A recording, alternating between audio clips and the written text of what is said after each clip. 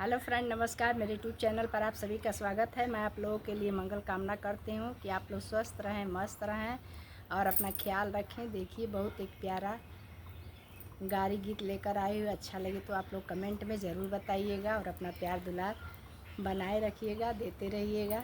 जय माता जी।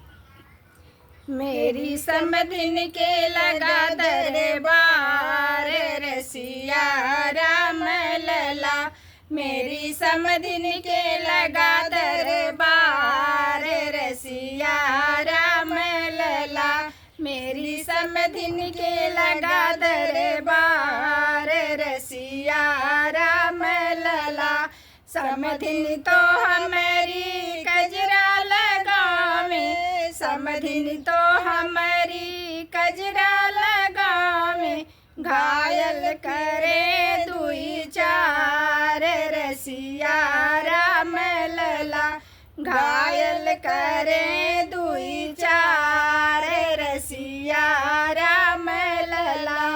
बूढ़ा जवान सबके फसावे, बूढ़ा जवान सबके फसावे, मारी नैना कटारी रसिया राम लला, मारी नैना कटारी रसिया राम लला।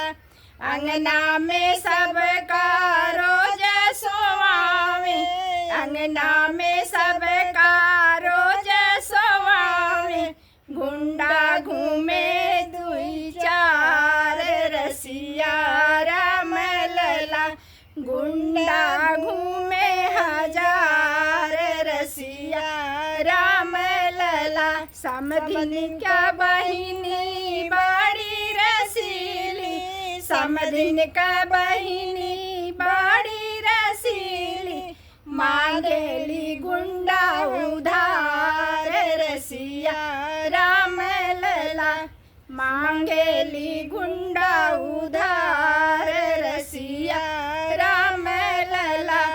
समधित उनके माने न भावे, समधित उनके माने न भावे, खोजेली मोटका भतार रसिया राम लला, खोजेली मोटका भतार रसिया राम लला।